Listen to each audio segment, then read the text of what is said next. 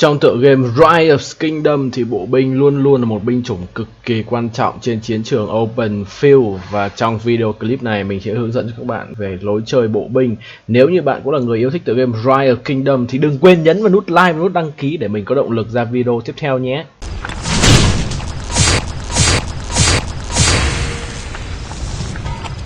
Trước hết là chúng ta sẽ đi chọn nước nào là cái nước phù hợp nhất để các bạn đánh bộ binh. Thứ nhất là La Mã, phòng thủ bộ binh lên 5% và tốc độ hành quân của bộ binh lên 5%. Và đặc biệt là lính La Mã cũng là một lính đặc nhiệm rất là trâu. Nên mình khuyên tất cả các bạn chọn bộ binh thì hiện tại La Mã vẫn là vị trí số 1. Cái tộc Viking mới ra này nè thì nó có tăng búp cho bộ binh tấn công 5% và sát thương phản kích thêm 3%. Thì thật sự cái này nó không phải là quá ngon, nhất là khi tăng đép ở trong game này ấy, nó sẽ luôn quan trọng hơn là việc các bạn tăng tấn công. Và 3% sát thương phản kích thì thật sự nó vô cùng bé luôn, nó không đáng. Mình không biết tại sao lại chỉ cho có 3%, sao không cho hẳn 5% đi, 3% để làm cái gì. Một cái tộc thứ hai mà các bạn có thể đánh bộ binh đó là các bạn có thể chơi Pháp. Thứ nhất là Pháp cũng có lính đặc nhiệm là bộ binh, và đặc biệt hơn của Pháp ấy là các bạn sẽ có tốc độ chữa lành bệnh viện. Thì khi các bạn chơi bộ binh ấy, các bạn sẽ tập trung vào đánh open field rất là nhiều. Thì cái việc mà 20% tốc độ chữa lành này sẽ giúp các bạn hồi lính nhanh hơn, bởi vì trong game này hiện tại thì số lượt trợ giúp hồi lính ấy nó đã bị giới hạn ở mức 1000 lượt trợ giúp trên một ngày rồi. Thì cái 20% tốc độ chữa lành đấy sẽ là cực kỳ ăn tiền nhá. Đó, nên là các bạn cũng có thể chọn Pháp. Còn cá nhân mình cho rằng nếu mà đã đam mê bộ binh ấy thì chúng ta phải luôn luôn đem được cái đạo bộ binh mạnh nhất, thì La Mã vẫn là lựa chọn số 1,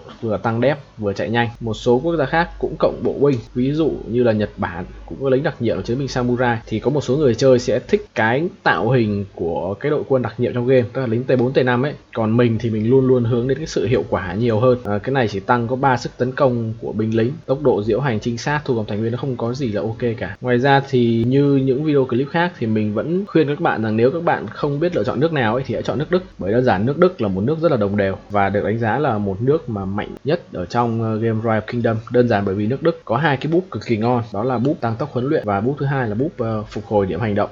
Cả hai búp này thì đều rất là ngon và rất là kiểu như là độc nhất vô nhị trong game ấy. 5% huấn luyện rất là nhiều nhá, bởi vì nó sẽ ảnh hưởng đến quá trình chơi game của bạn từ đầu đến cuối luôn. Và ví dụ các bạn mang La Mã đi, các bạn sẽ có lính khỏe nhưng mà đâu phải ngày nào các bạn cũng đánh nhau, trong khi ngày nào các bạn cũng được tăng 5% luyện lính và điểm hành động thì ngày nào các bạn cũng xài. Thì Đức vẫn là một cái đất nước mà mình khuyên các bạn mới chơi là cũng có thể chọn, là nó đồng đều cân bằng nhất, không phải lăn tăn gì, kỵ bộ hay cung gì chơi Đức cũng được hết. Mặc dù Đức thì thiên về chuyên kỵ nhiều hơn, nhưng mà bộ với cung chơi mình thấy cũng không ảnh hưởng gì nhiều. Về các lựa chọn tướng bộ binh ấy thì với sự góp mặt sắp tới của con Thác Tuấn Kinh và con Bắc Can sẽ là hai con tướng bộ binh đời thứ 5 thì đã giúp cho lựa tướng bộ binh hiện tại rất là nhiều. Các bạn sẽ có tổng cộng là 10 con tướng cam bộ binh chia theo 5 thế hệ, là mỗi thế hệ 2 con đấy. Điều này sẽ khiến người chơi F2P cực kỳ khó lựa chọn luôn. Mình nhấn mạnh là cực kỳ khó lựa chọn, bởi vì các tướng bộ binh ấy có sức mạnh vô cùng đồng đều và tương đương nhau, nên các bạn sẽ cực kỳ khó lựa chọn. Tức là kiểu như các bạn con nào các bạn cũng muốn chơi ấy, nhưng một người chơi F2P hoặc nạp ít thời gian đầu nhá, khi các bạn VIP chưa cao, server nó chưa ổn định ấy, các bạn khó đua event ấy, thì một năm các bạn sẽ chỉ mắc được khoảng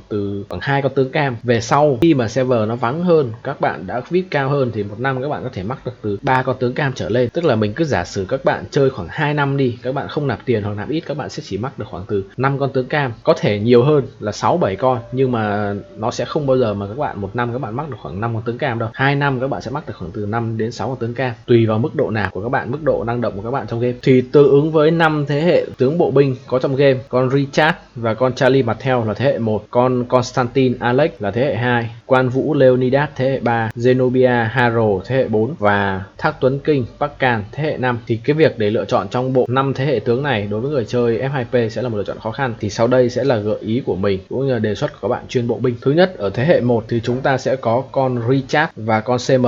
Richard là con tướng vòng quay đầu tiên mà các bạn sẽ được tiếp cận trong game, và sức mạnh của Richard thì là vô cùng đa dụng, có thể sử dụng để farm man rợ, đúng không? Các bạn có thể sử dụng Richard như một con tướng tăng để kẹp những con tướng gây sát thương ở phía sau, tức là cho tướng sát thương làm tướng phụ. Các bạn hoàn toàn có thể sử dụng Richard như một con tướng hỗ trợ khi mà Richard có khả năng debuff. Về skill của Richard thì mình sẽ nói qua, đó là Richard sẽ có một chiêu 1 đó là hồi máu, và đây vẫn là một trong những chiêu thức mà đánh giá là cực kỳ lợi hại trong game. Bạn hồi rất nhiều máu và đồng thời bạn giảm sát thương của đối phương và giảm tốc của đối phương. Thì đối với Richard này ấy, mình nghĩ ngày trước ấy thì các bạn phải nâng 5511 các bạn mới có thể chơi được, như hiện tại ấy, mình nghĩ các bạn hoàn toàn có thể nâng 5111, tức là chỉ cần mắc skill đầu thôi, các bạn chỉ tốn 50 tượng cho Richard là các bạn đã xài được rồi. Đương nhiên là cái chiêu thức thứ hai này cũng là một chiêu cực kỳ quan trọng, khi đó giảm sát thương Richard phải chịu xuống những 15% cơ, nên các bạn mắc được chiêu thứ hai 2 nữa thì các bạn sẽ kéo man rợ tốt hơn. Để kéo man rợ thì Richard chỉ cần mắc chiêu 1 thôi, thực ra là mắc chiêu 1 đã kéo được rồi, nhưng mà khi về sau cái kỳ KVK chinh phạt thì man rợ rất là trâu và rất là khỏe, nên các bạn mắc thêm chiêu 2 thì các bạn kéo man rợ nó sẽ dễ hơn. Mình thì mình thấy bây giờ các bạn mới chơi ấy, chỉ cần 5-1-1-1 thôi là Richard đã ổn. Con Charlie Martel thì Charlie Martel là một con tướng chìa vàng, và trong giai đoạn về sau các bạn cũng có một thời gian các bạn sẽ mở được con Charlie Martel này trong sự kiện lật bài và cái rương hàng ngày. Thì lời khuyên ở đây ấy là Charlie Martel các bạn với cái hệ thống mà khóa skill bây giờ các bạn chỉ cần nâng 5-1-1-1 là được rồi. Sau đây các bạn cố gắng mắc 2 chiêu đầu 5-5-1-1 là các bạn có thể sử dụng Charlie Martel trên chiến trường rất là ok. Tác dụng của Charlie Martel với Richard thì là tương đương nhau, nhưng mà Charlie Martel sẽ có sát thương hơn, trong khi đó Richard sẽ thiên về hiệu ứng debuff lên đối phương. Đương nhiên là đây là hai con tướng thế hệ đầu, nên là những kỳ KVK về sau ấy thì hai con tướng tăng này sẽ rất là lép vế. Khi mà game mới ra mắt thì cả hai con tướng này đều cực kỳ bá đạo khi cặp với nhau, khi mà gần như nó là bất khả chiến bại trên chiến trường. Nhưng hiện tại thì cái meta đam đỏ ấy nó lên ngôi rồi, nên là những con tướng tăng này khi các bạn mang ra nó không còn thật sự là hữu dụng về sau nữa. Nhưng từ KVK 1 đến trước kỳ KVK chinh phạt ấy thì cả Richard và Charlie Martel các bạn đều có thể sử dụng ok. Thì ở đây cùng thời với thế hệ 1 này thì mình sẽ nói qua một chút về mấy con tướng bộ binh tím. Thì đối với mình Tôn Tử vẫn là con tướng tím số 1 trong game, và đặc biệt hơn đó là bộ binh, nên những người chơi bộ binh giai đoạn đầu lại còn cực kỳ lợi con Tôn Tử này nữa. Nếu mà người chơi kỵ ấy, các bạn phải tốn tiền để nạp mina và cao thì chơi bộ binh các bạn hoàn toàn có thể có con Tôn Tử này free và nó rất là lực. Tiếp đó là con Mundeo, thì con Mundeo này nó thật sự nó không có một cái gì đặc biệt cả, nó chỉ có một cái mà mình đánh giá là ok, đó là nó tăng cái chỉ số bộ binh. Thì đây là hai cái búp chỉ số cho bộ binh, thì giai đoạn đầu các bạn có thể sử dụng Tôn Tử kẹp với Mundeo khá là ok. Còn con tướng Viking mới ra ấy, con Ironside ấy, thì thật sự với bộ skill của con Ironside này ấy, mình đánh giá luôn là nó không thật sự ngon so với Tôn Tử nhá. Đó, nó có thể sẽ ngang tầng với Mundeo, nhưng mà so với Tôn Tử thì không thể nào bằng được. Các bạn yên tâm, nên là nếu các bạn đam mê, các bạn muốn đánh cái gì nó mới mẻ, các bạn có thể sử dụng con Ironside này. Còn mình thì mình vẫn khuyên các bạn đánh Tôn Tử nhiều hơn, và đặc biệt Tôn Tử các bạn vẫn có thể xài được những cây KVK sau và cặp được với rất nhiều tướng. Thì sau khi mà các bạn đã có được con Richard và con CM sẽ bắt đầu đến giai đoạn là tướng thế hệ 2, thì các bạn sẽ có con Alex ở vòng quay và con Constantine ở MGE. Thì cả hai con tướng này đều là hai con tướng cực kỳ mạnh của bộ binh, nhất là con Constantine này. Thì giai đoạn đầu các bạn lấy nó hơi khó vì các bạn phải đua thống đốc, nhưng mà Constantine ấy các bạn bắt buộc phải có nếu như các bạn muốn thứ hạng cao trong cái chế độ đánh hẻm núi ấy, hẻm núi hoàng hôn hoặc là hẻm núi trong KVK ấy, thì các bạn bắt buộc phải có con Constantine này. Và các bạn cũng không cần nâng quá nhiều, chỉ cần 5-5-1-1 đã là ok rồi. Đối với Alex thì Alex mình thấy nhiều người đánh giá con Alex này, và bản thân mình cũng vậy thôi, mình đánh giá Alex này rất là cao. Thứ nhất là Alex các bạn có được rất là sớm đó, có thể sử dụng được vương quốc từ 140 ngày này, các bạn có sớm và sử dụng nó được từ KVK 2, tức là các bạn sẽ sử dụng nó từ đầu đến cuối game luôn. Nó khác hoàn toàn với những con tướng đời sau. Tướng đời sau các bạn phải chơi đến tận KVK 4, tức là thời gian nó phải hơn 1 năm cơ các bạn mới được sở hữu. Thì lúc đó cái lúc các bạn triệu hồi con tướng đó thì các bạn sử dụng nó không được nhiều. Trong khi Alex các bạn có thể sử dụng được từ đầu đến cuối game. Thì về skill ấy thì Alex các bạn có thể sử dụng Alex từ cái điểm skill là 5551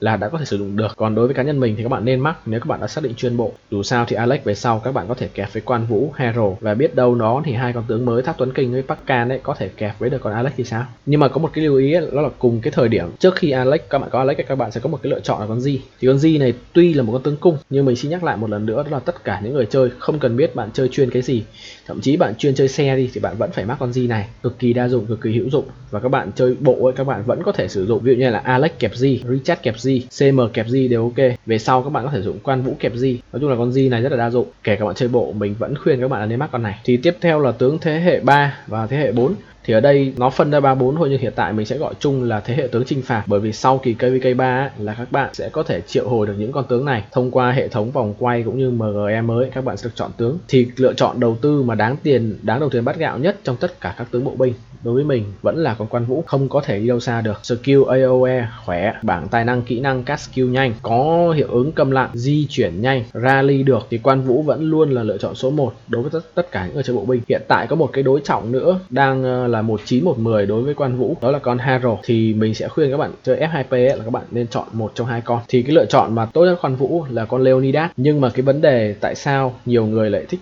kẹp quan vũ với con Alex hơn. Thì không phải là Alex mạnh hơn là con Leonidas, mà đơn giản các bạn hiểu thế này, con Alex các bạn sẽ có từ sớm, đúng không? Các bạn đầu tư nó sớm, thì khi các bạn có vòng quay quan vũ ấy, các bạn triệu hồi quan vũ xong là các bạn sẽ kẹp ngay được con Alex. Trong khi đó con Leonidas các bạn phải đua thống đốc. Thứ hai, Leonidas sẽ có sau, tức là cái thời điểm mà các bạn có Leonidas ấy, các bạn sẽ phải vừa nâng con Leo và vừa nâng quan vũ. Để nâng được cả hai con cùng lúc ấy thì các bạn sẽ phải hạn chế đập tượng của con Alex, thì từ đó lại dẫn đến những cây VK trước cây VK 4 ấy các bạn sẽ không có tướng để đánh. Chính vì vậy nên Alex sẽ được nhiều người cặp với quan vũ hơn. Nhưng mà nếu mà nói về sức mạnh ấy thì con Leo sẽ thích hợp để rally và để đánh đến chết hơn. Quan vũ Alex sẽ là một cái cặp tướng mà vừa PK được và vừa hỗ trợ đồng đội được. Đó là cũng phải cảm ơn đến cái khả năng búp khiên từ con Alex. Để sử dụng quan vũ tốt ấy, các bạn phải mắc được chiêu 1. Còn cá nhân mình thì mình vẫn đề xuất là mắc con tướng quan vũ này. Còn nếu các bạn không có tượng ấy, các bạn có thể nâng là 5551 thì mình nói là cũng ok. Cái chiêu 2 này nè thì thực ra các bạn không có cần lên, nhưng mà rất là hiếm bạn nào mà nâng 3 chiêu mà lại vào hết chiêu 1 với chiêu 3. Ngược lại với con vũ ấy thì con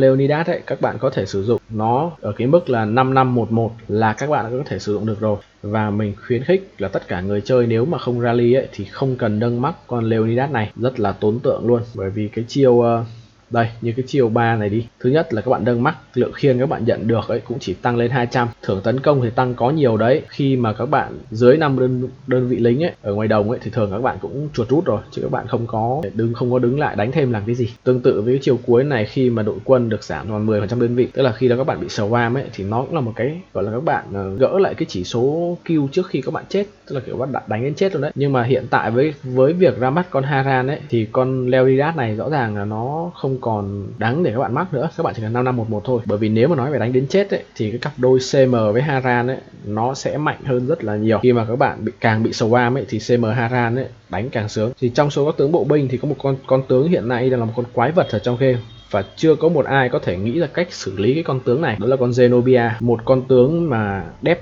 công trình trong game cực kỳ bá đạo, đã ra mắt được đến thời điểm này chắc cũng hơn 1 năm hay là 2 năm gì đó mình không nhớ, ra mắt rất là lâu rồi. Rất nhiều cặp tướng mới đã ra mắt, trang bị mới được ra mắt, nhưng vẫn chưa có một cái cách nào để khắc chế được con tướng quỷ này cả. Nó quá mạnh luôn. Nhưng mà rất tiếc là nếu mà bạn là một người chơi không nạp nhiều tiền, không có nhiều trang bị cũng như không có điều kiện để mắc tech, khi mà con tướng Zenobia này chỉ có thể sử dụng được trong mùa KVK chính phạt, đồng nghĩa với việc sẽ xuất hiện công nghệ pha lê và các bạn bắt buộc phải mắc công nghệ pha lê và có một set trang bị cực kỳ mạnh, và các bạn phải là VIP cao nữa, là một người chơi nạp nhiều tiền thì con Zenobia này thật sự phát huy sức mạnh. Còn nếu như các bạn nghĩ là bây giờ mà các bạn yếu, các bạn cứ lấy con này về các bạn mắc để các bạn đép thành, để các bạn thủ nhà trong KVK ấy, thủ thành phố các bạn ấy, thì mình nói thẳng luôn là không nên. Bởi vì thật sự luôn, trong kỳ KVK chinh phạt, trừ khi bạn là một con cá voi hoặc là ít ra là một con cá heo thì người ta rally ấy các bạn còn đỡ được hoặc là ít bị lỗ, chứ còn trong KVK chinh phạt ấy, một khi đã bị rally 100% các bạn sẽ bị lỗ nếu mà người rally của các bạn là bot. Còn đương nhiên là mấy cái đứa làng nhà nó rally thì mình sẽ không tính, nên là con Zenobia này thì các bạn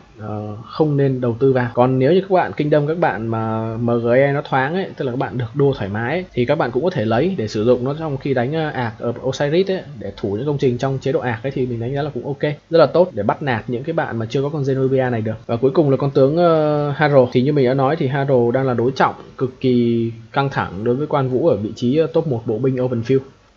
Con Haro này có gì? Nó vừa có một skill thuần đam, vừa có một skill để rally, một stack để tăng tấn công và bù lại mất dép của bản thân.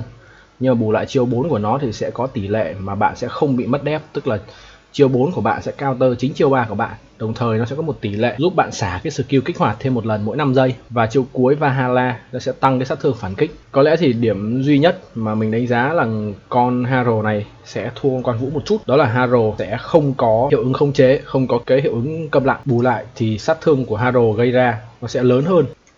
Về thứ tự lên tướng và ghép cặp tướng thì mình có thể khuyến khích các bạn lên như sau. Thời gian đầu các bạn sẽ đánh Tôn Tử kẹp với Mundeo, sau đó các bạn sẽ lên con Richard 5111 hoặc 5511, cái này là tùy sở thích của các bạn thôi. Sau đó các bạn lên cho mình con G, tuy là một con tướng cung nhưng mà vẫn nên lên. Tiếp đó là các bạn lên cho mình con Alex, là sau khi các bạn lên những con tướng đó thì sẽ bắt đầu chờ đến giai đoạn qua KVK chinh phạt. Thì khi qua mùa chinh phạt các bạn sẽ lấy thêm, một là lấy quan vũ, hai là lấy con Haran. Nếu mà lấy quan vũ thì các bạn có thể kẹp với Alex Max, còn lấy Haran các bạn cũng có thể kẹp với Alex Max cũng được.